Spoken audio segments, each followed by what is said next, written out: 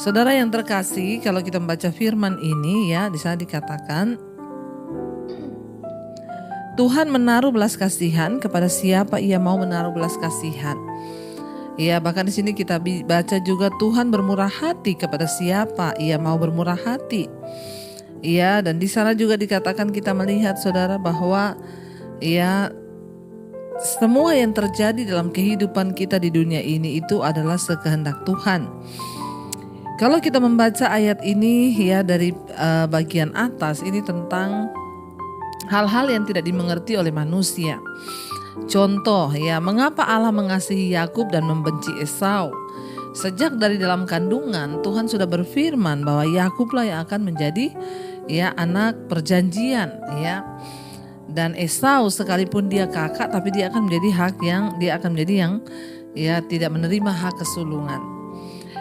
Di sini juga kalau kita membaca di atas dikatakan kenapa Tuhan mengeraskan hati Fir'aun sehingga Fir'aun itu bangkit dan dia menawan bangsa Israel. Ada banyak hal dalam hidup ini yang seringkali kita tidak mengerti saudara. Ada banyak hal yang seringkali tidak bisa dicerna dengan akal logika kita manusia. Tapi mari kita mengerti hari ini bahwa firman Tuhan berkata, ya, semua itu adalah kedaulatan dan kehendak Tuhan.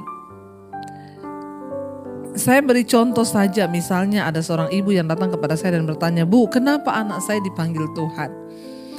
Anak saya masih sangat muda, dia dipanggil Tuhan, dia mati dan meninggalkan saya. Kenapa Tuhan mengambil anak saya? Kenapa bukan anak lain yang nakal yang memang pantas untuk mati?"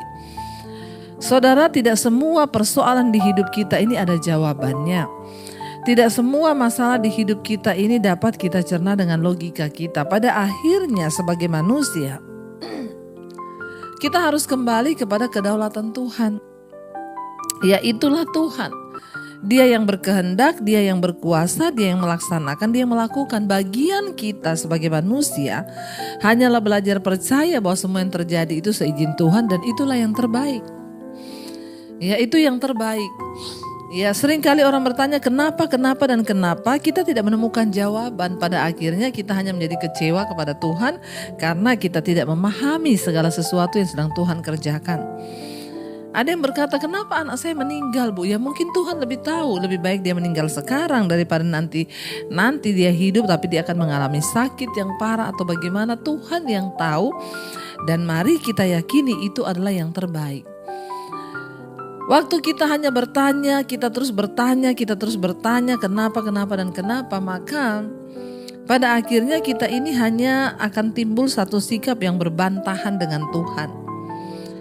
Ya, sehingga ayat ini berkata, ya, Roma 9 ayat 20. Di sana dikatakan, siapakah kamu hai manusia, maka kamu membantah Allah.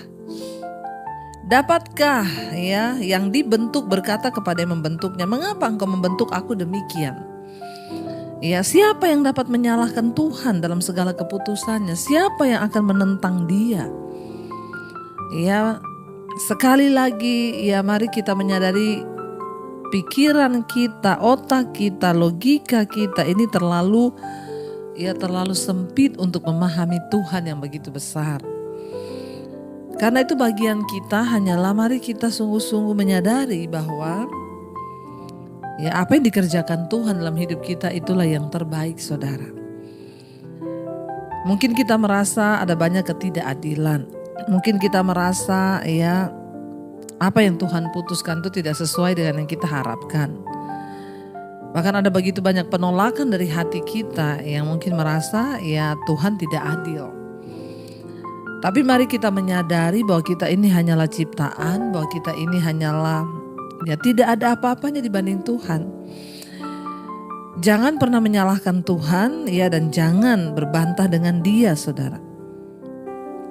Dikatakan ya, sekarang kamu akan berkata kepadaku, jika demikian apalagi yang masih disalahkannya, sebab siapa yang akan menentang kehendaknya? Kita mutlak harus menerima kehendak Tuhan. Apapun yang terjadi di hidup ini, itulah keputusan Tuhan. Ada banyak hal juga yang tidak bisa kita selami dengan logika kita. Ada banyak hal yang tidak dapat kita kendalikan dengan kekuatan kita. Pada akhirnya yang terbaik hanyalah bersyukur dengan apa yang sudah Tuhan izinkan terjadi. Ya, dapatkah orang berkata, dapatkah yang dibentuk berkata kepada yang membentuk, mengapa engkau membentuk aku seperti ini? Ya, apakah tukang periuk tidak mempunyai hak atas tanah liatnya? Untuk membuat dari gumpalan yang satu menjadi bentuk yang seperti ini, gumpalan yang satu menjadi yang seperti sana. Mari kita menyadari saudara bahwa kita tidak punya hak bahkan atas hidup kita, semua adalah milik Tuhan. Dan kita perlu belajar yang namanya berserah.